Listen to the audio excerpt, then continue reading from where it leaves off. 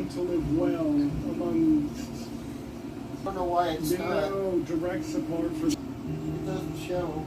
institutional aspect to it. It's just people.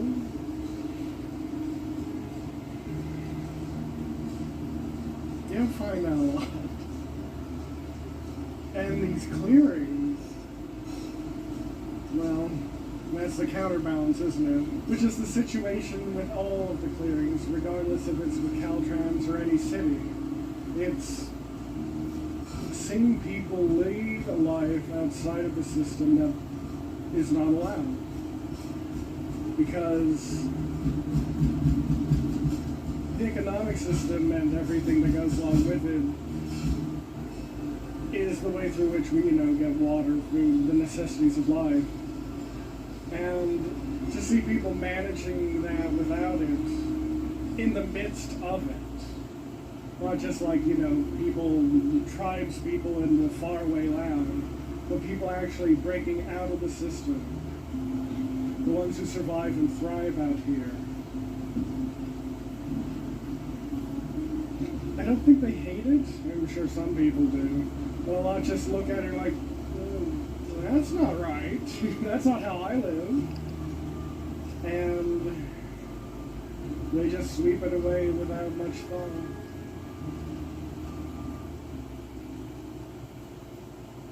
Cobb on Wood is the greatest manifestation within a homeless encampment in history.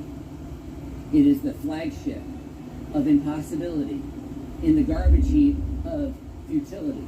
I was fearing homelessness for 30 years as I became an adult and had to be self-supporting. The one nagging thing of why I get so stressed out about money is I'm getting homeless.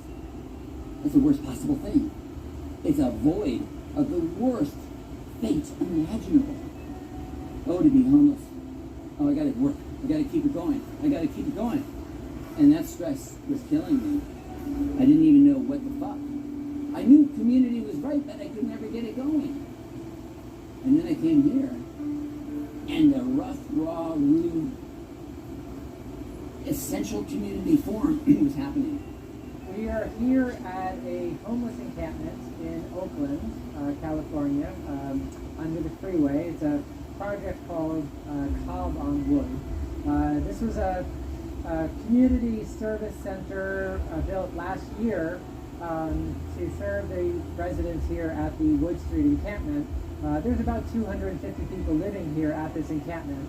And so we built a kitchen and a clinic and a free store and a pizza oven and a little sleeping cabin. And we have nice gardens and we have a little mobile cob house. And we built these structures actually all out of pallets, right? So these were pallets insulated with, trash. There's lots of garbage here that needed to go somewhere.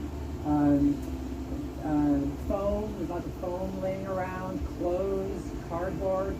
And we put that inside the pallets, and then we put a cob plaster over that, this nice virgin plaster. And then we did a lime plaster over that. Just because there's a slight difference of the way that we might want to live, and that's not, we want to live in filth and trash and stuff. I talk about a different way of living. It's like people out here don't want to slave 80 hours a week for somebody becoming a billionaire looking down on everybody from their one of their 20 mansions on the hill, and everybody else is struggling themselves. There are people out here that just want to appreciate and enjoy life to the fullest because life is so short. There's a message that we're trying to get across is that it's not people that are lazy or that everyone out here is on drugs or crazy or what. It's a different way of living that was a way of living that centuries ago people were living this way in communities. In Africa and in rural areas in China and stuff, they're still living this way with community where everything is the food is grown. Everything they do, they make things out of trees and rocks and everything is from the Mother Earth and it's not abundance of wastefulness and stuff. And that's what we're trying to go back to is just being a little bit closer to one another. Happy Saturday. Here's what I was talking about with the cob, especially for homeless or veterans. What they're doing is a great thing with putting the tiny homes. However, like I have mentioned, they are just put up and the insulation is not very good, and the ongoing electricity that you have to pay. So the Cobb buildings are much, much stronger, better all around. And as you will see in this video, I just came across a bit ago a solution for not just the homeless, but across the world, so that people can get work, as we need more people who can cob or cobbers, and they can teach others to, and beat the government system. Plus, you're talking the community, which is priceless. You're having a community of unity, love, and help.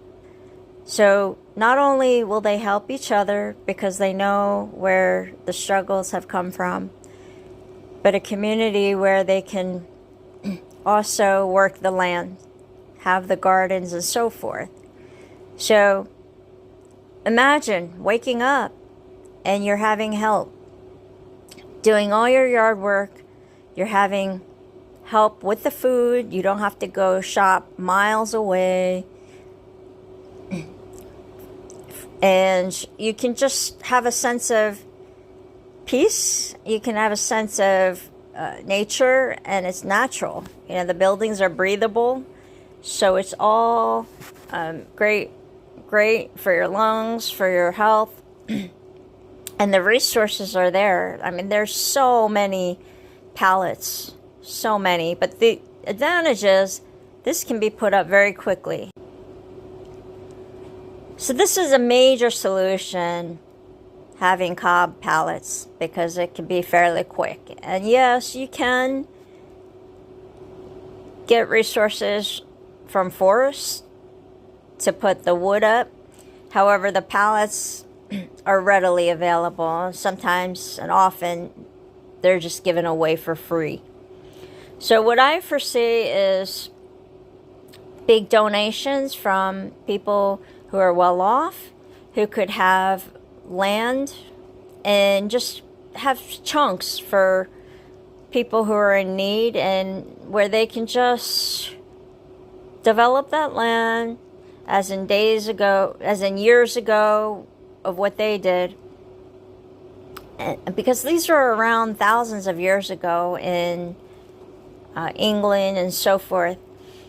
So we've really gotten away from that and complicated ourselves, you know, in the maddening go make money, instead of just being with their community people, not having debt, not having the financial bondage.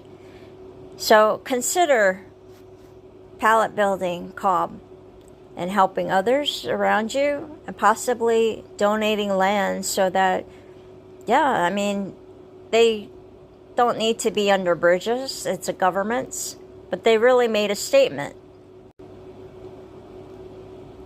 Input your thoughts. Do you think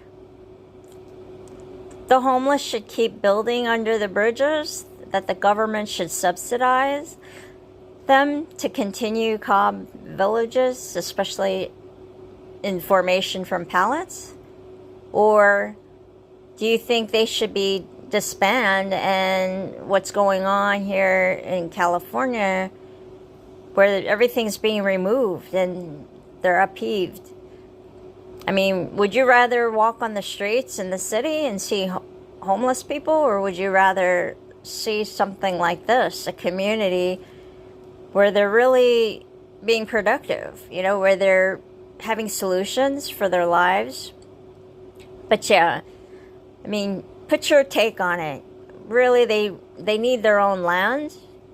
And so I believe in time, more and more people will donate for, even if it's, say, 10 acres or whatever, and put them on there. It could even be 1 acre, and just put all these homeless people on there. But it's definitely sustainable, and really gives a solution and all around heals their mental health, gives them purpose, and they can become friends and help each other. Hope you enjoyed this.